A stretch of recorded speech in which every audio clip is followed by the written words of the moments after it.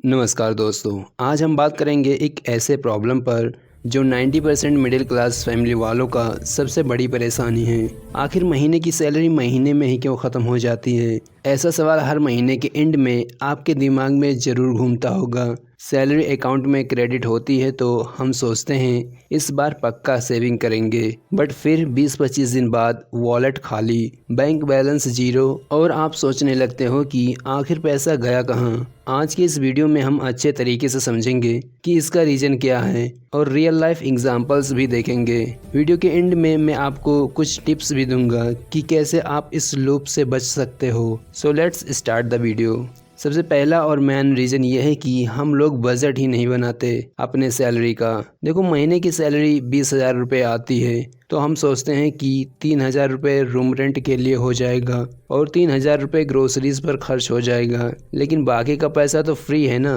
But real life में क्या होता है, मॉर्निंग में ऑफिस जाते टाइम ऑटो में बैठते हो और वहाँ पर 50 रुपये एक्स्ट्रा लग जाता है ट्रैफिक की वजह से। शाम को घर आते हो एकदम से थके हुए, इसलिए स्विगी से कुछ खाने का सामान ऑर्डर कर देते हो और यहाँ पर भी 200 रुपये चला ही जाता है। एक रियल लाइफ स्टोरी सुनो। मेरा एक फ्रेंड है, वो हर वीकेंड्स पर मूवी देखने जाता है। वहाँ पर 300 रुपये टिकट का देता है और 100 रुपये पॉपकॉर्न पर खर्च कर देता है। यही ही नहीं, बीच रास्ते में दोस्तों के साथ चाय पानी भी होता है और वहाँ पर भी 100 रुपये खर्च ही हो जाता है। अब एक महीने में 4 वीकेंड्स आता है और उसका टोटल खर्च सिर्फ इंटरटेनमेंट पर ही 2000 हो जाता है। लेकिन इंटरेस्टिंग बात यह है कि उसको पता भी नहीं चलता है और ना ही वो कभी नोटिस करता है और हर महीने अपनी सैलरी को ख़त्म होता देखकर एकदम शॉक्ड हो जाता है। उसके बाद फिर बोलता है कि नेक्स्ट मंथ से सेविंग स्टार्ट करूँगा, बट उससे नहीं हो पाता।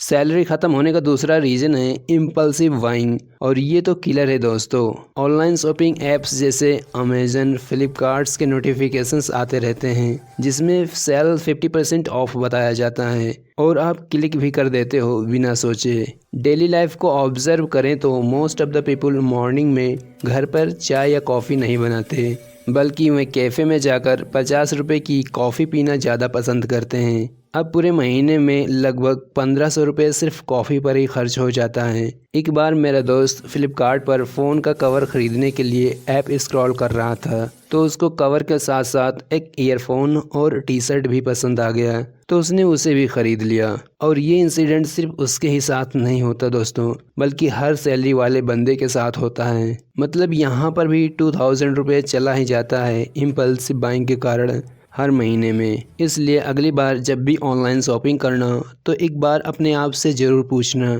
कि क्या इस चीज़ की मुझे वास्तव में ज़रूरत है या फिर मैं लोगों को दिखाने के लिए इस चीज़ को ख़रीद रहा हूँ। तीसरा सबसे बड़ा रीज़न लाइफ स्टाइल इन्फ्लेशन। जैसे ही हमारी सैलरी बढ़ती है तो वैसे ही हम अपनी लाइफ स्टाइल अपग्रेड कर लेते हैं। पहले ऑटो से ऑफिस जाते थे और अब नई बाइक ख़रीद लिया है और वो भी ईएमआई पर। मतलब अब आप हर महीने 5,000 या 10,000 रुपये ईएमआई देने वाले हो और पेट्रोल एंड मेंटेनेंस का खर्चा अलग से। ऐसी ही कहानी मेरे कॉलोनी में एक अंकल की है। उनकी सैलरी जैसे ही इंक्रीज़ हुई तो उन्होंने जिम मेंबरशिप ले लिया 2000 पर मंथ पर, बट वो जाते हैं मुश्किल से 4 या 5 दिन पूरे महीने में। लेकिन दोस्तों, गौर करने की बात यह है कि इंडिया में हर साल अबाउट 5 to 7% महंगाई बढ़ती है। मतलब ग्रोसरी, रेंट और डेली यूज मटेरियल्स सब महंगे होते जा रहे हैं। वेजिटेबल्स जो पहले 50 रुपये में मिला करती थी अब उनका रेट 80 रुपये हो गया है और हम अपने बजट में कुछ एडजस्टमेंट करते ही नहीं, बस दिनों दिन खर्चा बढ़ाते रहते हैं और यही रिजल्ट है कि हमारी सैलरी महीने के अंदर ही ख़त्म हो जाती है। चौथा रीज़न अनएक्सपेक्टेड एक्सपेंसेस। ये तो सरप्राइज अटैक होता है, जैसे बाइक पंचर, डॉक्टर का बिल या फैमिली फंक्शन में किसी को गिफ्ट देना है। कभी कभी ऐसा होता है कि हमारे हाथों से फ़ोन छूट कर गिर जाता है और स्क्रीन डैमेज हो जाता है। मतलब यहाँ पर भी 2,000 या 3,000 रुपये अनएक्सपेक्टेड एक्सपेंसेस उठाना पड़ता है। इंडिया में सर्वे के अकॉर्डिंग एवरेज फैमिली 2 से 3 अनप्लान्ड एक्सपेंसेस उठाती है जो टोटल सैलरी का लगभग 10 to 15% होता है। ऐसा ही इंसिडेंट मेरे साथ भी लास्ट मंथ में हुआ था। मैं पानी गर्म करने के लिए जा ही रहा था कि देखा गीज़र ही ख़राब हो गया है और नया ख़रीदने में 1000 रुपये एक्स्ट्रा लग गया। अब क्योंकि ये बजट में इंक्लूड नहीं था तो डायरेक्ट सैलरी से ही कट करना पड़ा।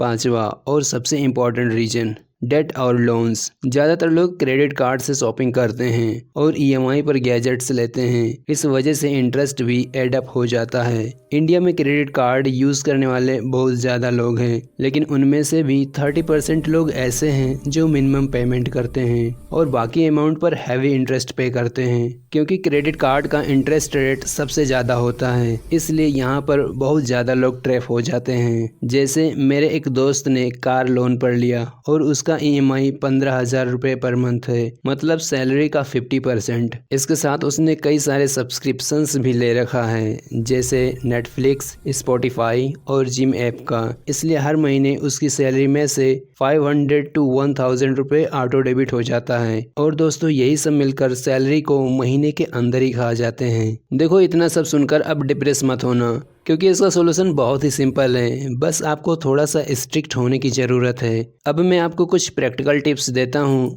जिसे फॉलो करके आप इस जाल से बाहर निकल सकते हो। फर्स्ट, अपना बजट बनाओ और सैलरी को ट्रैक करने के लिए मनी मैनेजर ऐप का यूज़ करो। सेकंड, इम्पल्सिव बाइंग को अवॉइड करने के लिए 24 आवर रूल्स फॉलो करो, मतलब कुछ खरीदने से पहले एक दिन का वेट करो। तीसरा, इमरजेंसी फंड बनाओ। अपने सैलरी के 10% मनी को हर महीने एक अलग अकाउंट में सेव करो। चौथा, अपना लाइफ स्टाइल चेक करो कि रियली में मुझे किन चीज़ों की ज़रूरत है। और पांचवा, डेट पर फोकस करो। यदि आप कर्ज में हो तो सबसे पहले हाई इंटरेस्ट वाले डेट को पे ऑफ करो। तो दोस्तों ये था मेन रीज़न कि आखिर महीने की सैलरी महीने के एंड में ही क्यों ख़त्म हो जाती है। उम्मीद है कि ये वीडियो आपको हेल्पफुल लगा होगा। मैं मिलता हूँ नेक्स्ट वीडियो में, तब तक के लिए जय हिंद।